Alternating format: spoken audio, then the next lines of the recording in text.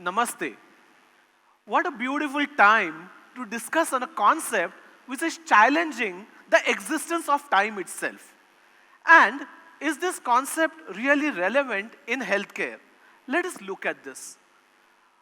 What exactly is health all about? Well, the World Health Organization defines health, sorry for that.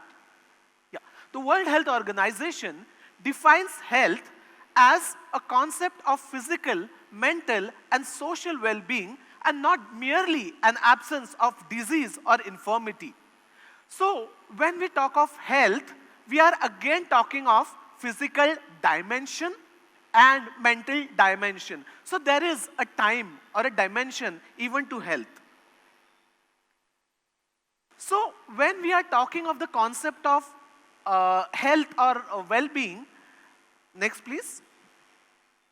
As I said earlier, that this is an abstract concept and we are talking of its existence in the era today. Next please. Next please. So, health, as I said earlier, has a dimension of time, but can there be an influence of the future on the past in healthcare domain? Next please. So, there is a good amount of research or literature that has been done on effect of smoking on lung cancer. We all know today that if you are involved in smoking, there is a risk of developing lung cancer in the future. Hence, it has been understood that if you change a component or a trigger in the past, especially the concept of smoking, of course, you will not be at a risk of getting lung cancer. Isn't it straightforward? Similarly, we have the concept of getting cardiovascular risk factors and lifestyle domains.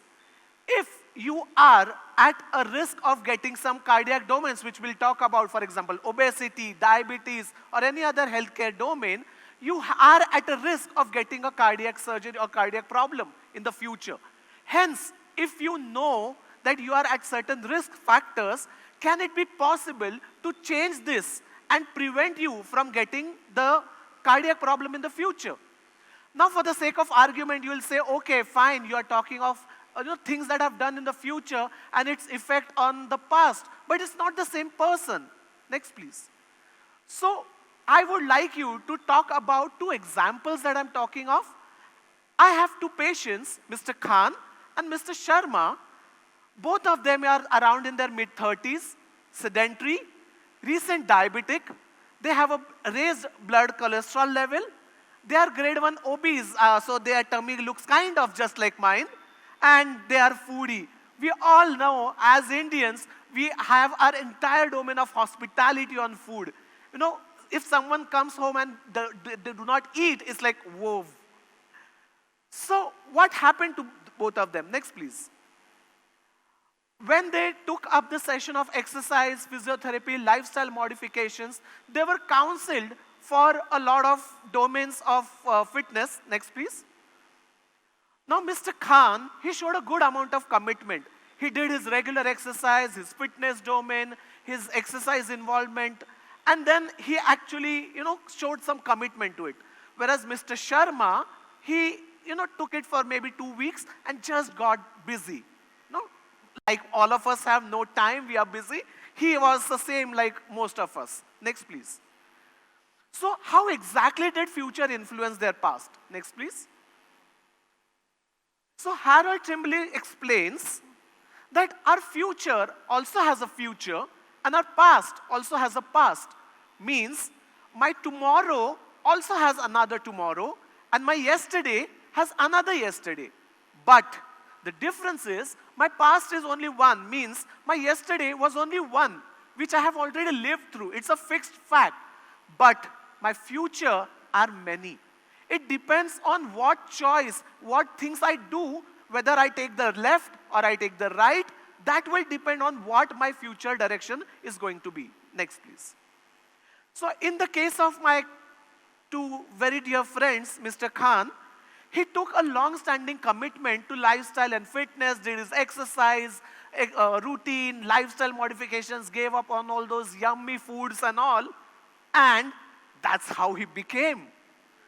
Whereas for Mr. Sharma, he showed a poor commitment, not really inclined towards his health, fitness, and other domains, and had to undergo a surgery very soon enough because all the restraints or restrictions on them. Next, please.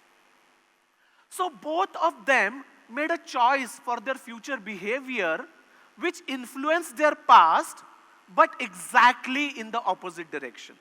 So friends, what choice you make for your health condition, the critical choice is very crucial for associating the lifestyle condition for the effect of future on your past, because it kinds of becomes a chain of events. Well, as I said, it has a physical dimension and a mental dimension. So let's look at the second time phase.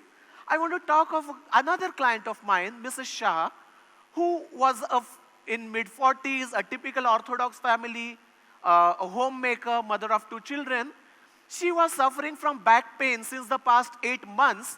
She showed it to almost a lot of physiotherapists, a lot of doctors, and had a very poor response, and finally came to me. And I'm kind of known, a bit famous for getting treatment of chronic disease or conditions. So I'm just kidding. I think it's okay to have a bit of boasting around a bit in this wonderful audience. Well, her X-ray and MRI kind of showed a very good picture, not something which is very offensive. We all get scared when we look and the doctor shows you a MRI, like, whoa, what is wrong with it? Trust me, most of us have a very similar picture.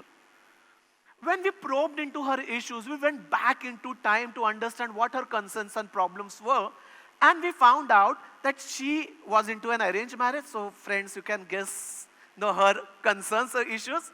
She had to shift from Ahmedabad to Pune. She was working, she was getting her education. She had to shift her entire life. And during the course of the wedding, there was some sarcastic comments that were made from her mother-in-law, and it was here somewhere that they were filled into.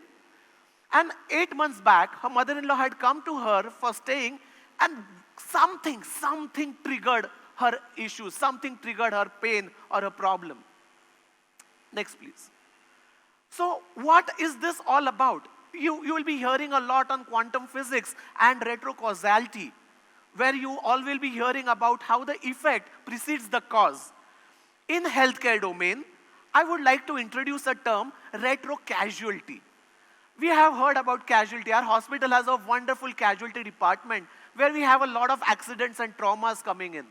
So retro is past and casualties are the accidents and traumas that we have.